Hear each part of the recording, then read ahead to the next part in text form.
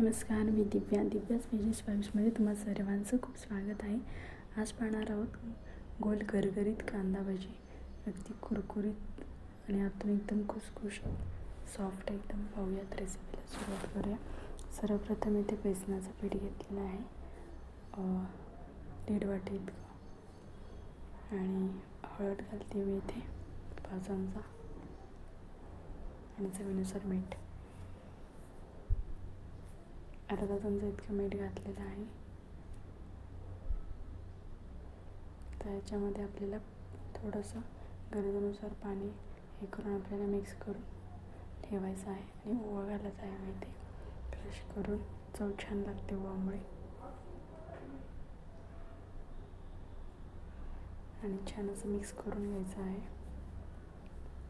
आणि पाणी जसं लागेल गरजेनुसार तसं हे करून मिक्स करून घ्यायचं आहे. छान असं अजिबात गुठळ्या वगैरे होता कामा नये.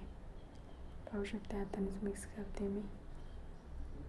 असं गाड्यावर बाहेर जे विकतात ते हातानेच मिक्स करतात. तुम्ही चमच्या साहाय्याने पण करू शकता, पण जे गुठळ्या आहेत ते जाणार नाही, त्याच्यामुळे तुम्हाला हाताच्या साहाय्यानेच हे करून ठेवाल. आणि हे जे आता पीठ आहे ते एक 10 ते 15 मिनटं भिजवण्यासाठी झाकून ठेवायचं आहे.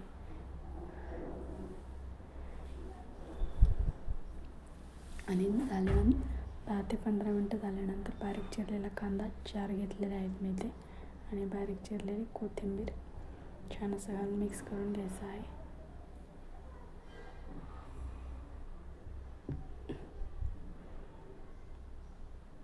आणि पाणी अजिबात जास्त वापरायचं नाही आहे. थोडंसंच पाण्यामध्ये आपल्याला गोल कांदा भजी करायची आहे. पाणी जास्त वापरलं की भजी आपली चपटी होणार, अजिबात गोल होणार नाही.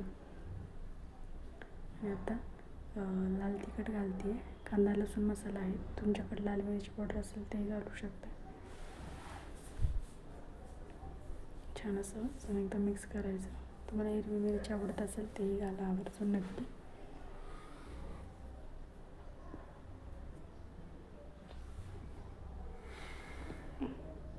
छान असं मिक्स करून घ्यायचं आहे. आणि तेल तापत ठेवलेलं आहे मी इथे कढईमध्ये, पाहू शकता तुम्ही. आणि तेल जे आहे एकदम कडकडीत आपल्याला पाहिजे. आणि भजी सोडताना आपल्याला मीडियम फ्लेमवरच हे करायचं, लो टू मीडियम. एकदम हाय फ्लेमवर अजिबात भजी तळू नका, नाहीतर मग करपण्याची शक्यता आहे आणि आतमध्ये कच्चे राहू शकतात. त्याच्यामुळे मीडियम फ्लेमवरच आपल्याला भजी हे करून घ्यायचं. एक मी हाताने सोडते, तुम्ही चमच्याच्या साहाय्याने सोडू शकता. पाहू शकता तुम्ही कसं हे सोडते तेलामध्ये. अगदी गोल शेपच येत आहे भजीचा. खूप छान झालेली भजी, खायला तर रुचकर अप्रतिम. खूप साधी सोपी आहे. तुम्हाला जर का काहींना भीती वाटत असेल तर त्यांनी चमच्याच्या साहाय्याने सुद्धा तेलामध्ये टाकू शकते, भजी सोडू शकते.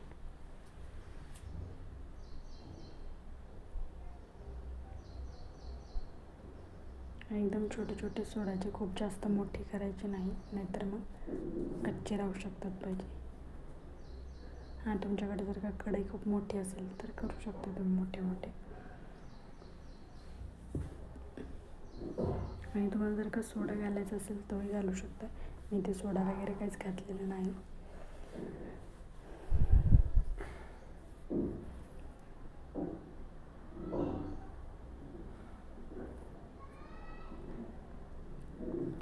न सोडा घालता सुद्धा भजी छान असं फुललेले आहेत. अतिशय खायला रुचकर लागतं, अजिबात पोट वगैरे फुगत नाही. जर का तुम्ही सोडा वापरला तर थोडंसं भजी जे आहेत ते फुलेल, पण पोट फुगल्यासारखं वाटतं, त्याच्यामुळे ते सोडाचा यूज अजिबात केलेला नाही.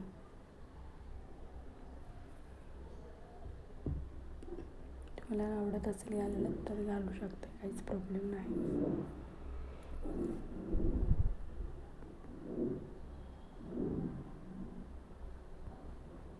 पाहू शकता तुम्ही. नुसतं हलवून असं छान असं आपल्याला तळून घ्यायचं आहे, एकदम लो फ्लेमवरच. अजिबात जास्त एकदम काळा रंग येईपर्यंत अजिबात तळायचं नाही, तर भजी करपू शकतात. या रंगामध्येच आपल्याला थोडंसं हलकंसं गोल्डन रंगापर्यंतच भाजून तळून घ्यायचं आहे. आणि चाळणीमध्ये कोणतं पण चाळण असेल त्याच्यामध्ये तुम्ही काढू शकता, म्हणजे एक्स्ट्रा जे ऑइल आहे ते जातं आणि अजिबात भाजी तेलकट जास्त होत नाही. जर का तुम्ही सोडा वापरत असाल तर मग जरा तेलकट होते भाजी. पुन्हा आता मी दाखवते नेक्स्ट बॅच कशी मी सोडते तेलामध्ये. अजिबात चपटे वगैरे होत नाही. मग तर ध्यानात ठेवायचं, तेल एकदम कडकडीत तापलेलं हवं आहे आणि ज्यावेळी भजी सोडताना फ्लेम लो किंवा मीडियम फ्लेमवरच आपल्याला तळायचं आहे. Low to medium.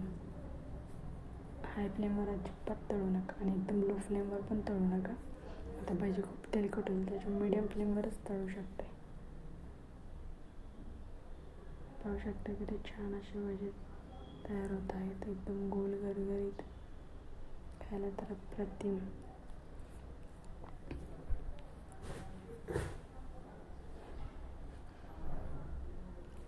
अतिशय रुचकर. तुमच्या घरात काय पार्टी वगैरे असेल किंवा ज्या पुरणपोळीचा स्वयंपाक करतो किंवा गरमागरम कांदा भजी जर का खाऊ वाटली तर नक्की ट्राय करा.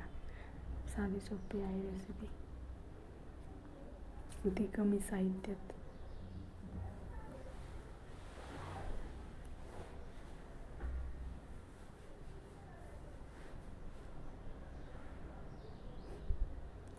फक्त आपल्याला असं हलकंसं हलवून घ्यायचं आहे आणि हात अजिबात अगोदर लावायचं नाही. 1-2-3 मिनटांनी आपल्याला हलवून असं मस्त हलक्या हाताने झाऱ्याच्या साहाय्याने हलवून घ्यायचं आहे, जेणेकरून सगळे भजी छान असं तळतील.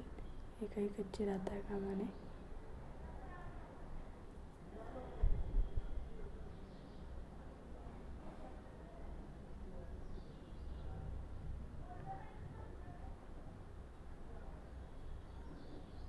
पाहू शकता अजिबात तेलकट होत नाही जास्त भजी, खायला तर रुचकर अप्रतिम.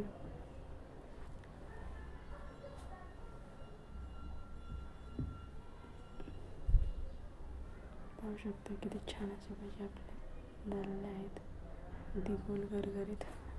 आणि चॅनलवर नवीन असाल तर चॅनलला सबस्क्राईब करा. पाहू शकता किती सुंदर असं भजी झालेलं आहे, तोंडाला पाणी सुटतं.